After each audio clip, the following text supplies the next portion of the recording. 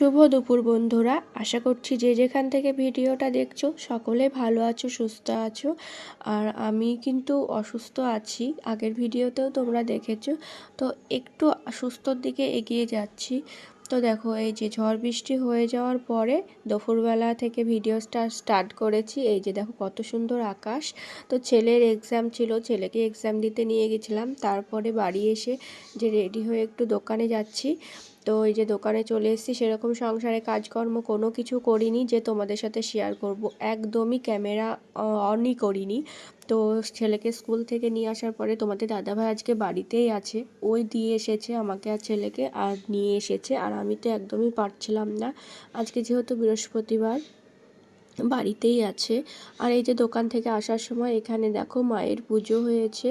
তো এখানটা এই যে মাকে প্রণাম করে নিলাম আমি একটু, তোমরাও একটু দেখে নাও।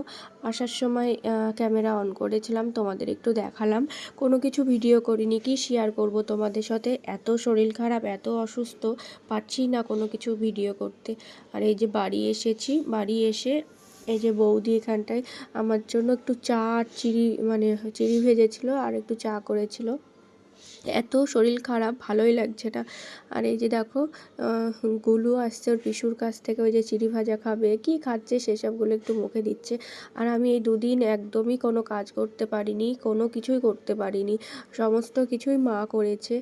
আর মায়ের মতো তো কেউ হয় না, মা ছাড়া তো মানে শরীর খারাপ বলো আর যাই বলো, মা যাই রান্না করে দিক, যাই করি দেখ, সেটাই ভালো লাগে।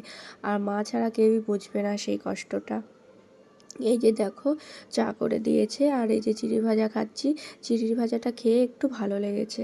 আর এত মানে ঠান্ডা লেগেছে, জ্বর আসছে, মানে খুব শরীরটা দুর্বল হয়ে গেছে। আর এই যে দেখো এখানে শুয়েছিলাম, আর মা বৌদি ওরা সব লুডো খেলছিল, আর গুলু এখানে আমার কাছে শুয়েছিল।